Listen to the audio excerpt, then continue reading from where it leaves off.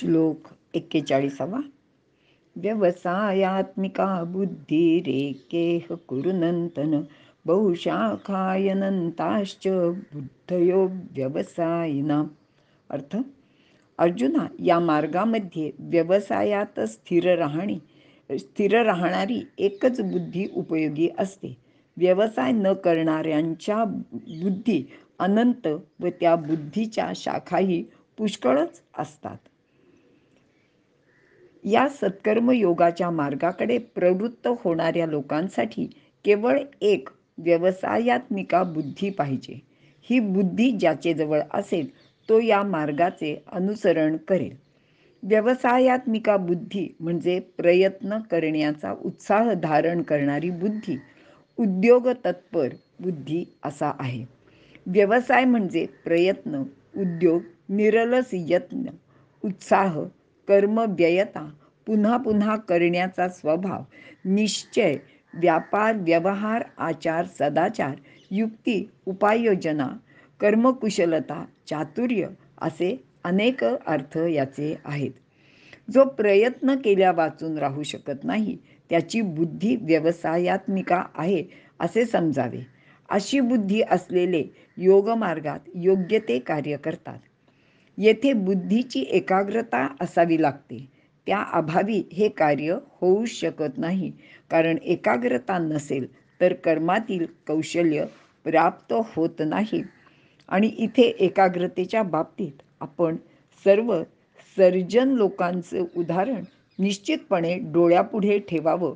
कारण त्यांच्यात जर एकाग्रता नसली तर ते आपली सर्जरी चांगल्या प्रकारे करू शकत नाहीत.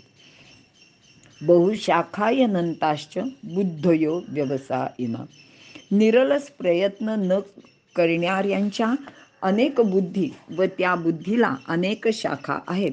म्हणजेच अनेक बुद्धीचा अर्थ चंचल अथवा अस्थिर बुद्धी असा आहे. जे लोक असे असतात ते आज एक काम करतात, उद्या दुसरेच सुरू करतात. त्यांची कोणत्याच कामात कष्ट करण्याची तयारी नसते. त्यांचे मन कोणत्याही एका गोष्टीवर स्थिर होऊ शकत नाही. अशा चंचल मनाच्या लोकांचे कामात त्यांची नेहमीच हानी होते. कोणत्याही कामात त्यांना यश मिळत नाही. त्यांची कशावरही श्रद्धा असत नाही. शेवटी तर त्यांची स्वतःवरही श्रद्धा उरत नाही, म्हणजे विश्वास राहत नाही. कारण त्यांचे जवळ आत्मविश्वासच नसतो. अशा अव्यवसायी चंचल बुद्धीच्या लोकांपासून आपण आपला बचाव करावा. कारण हे लोक दुर्गतीला जाणारे असतात. आता अर्जुनाला हे सांगण्याचे महत्त्वाचे कारण म्हणजे अर्जुन रणभूमीवर उभा आहे. युद्ध करणे हा त्याचा व्यवसाय आहे. या युद्धात व्यवसायात्मिका बुद्धी म्हणजे एकाग्रता गरजेची आहे. या क्षणी जर त्याचे मन चंचल झाले तर त्यामुळे तो युद्ध नीटपणे करू शकणार नाही. म्हणजे तो म्हणत होता त्याप्रमाणे वनात जाऊन तप करणे सुद्धा त्याला जमलेच नसते. चंचल मनाचे अर्जुनाला काहीच करणे शक्य नव्हते. आणि श्रीकृष्ण ही गोष्ट त्याला रणांगणावर समजावून सांगत आहे आणि मन एकाग्र करून त्यांनी लढाई करावी असे सुचवित आहे. आता याच अर्जुनाने लहानपणी परीक्षेचे वेळी फक्त पक्षाचा डोळा दिसत होता, त्याने मन एकाग्र केले, पक्षाच्या डोळ्याचा वेध घेतला होता आणि आता मात्र त्याची ती एकाग्रता भंग पावलेली दिसत आहे. अशा उद्योग प्रणव बुद्धीचा योग मार्गाशी असलेला संबंध लक्षात घेतला पाहिजे. उद्योगात व योगात बुद्धीची एकाग्रता महत्त्वाची आहे. धारणा, ध्यान, समाधी या शेवटच्या टप्प्यात बुद्धी एकाग्र करावी लागते. धारणा म्हणजे पंच ज्ञानेंद्रिय मन बुद्धी हे एकाच विषयावर स्थिर करणे, त्याच विषयाचे चिंतन करणे म्हणजे ध्यान.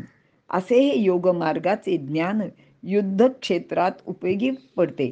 कारण युद्धातही पंच ज्ञानेंद्रिय मन बुद्धी युद्धावरच स्थिर करावी लागते. तेथे सतत युद्धाचाच विचार करावा लागतो. आणि यापूर्वी अर्जुन असाच तर होता. आता मात्र तो अव्यवसायी झाला आहे. त्याने पुन्हा पहिल्यासारखे एकाग्र निश्चयी व्हावे व युद्ध करावे असे श्रीकृष्ण त्याला पुन्हा पुन्हा सांगत आहेत. इथे थांबूया. धन्यवाद.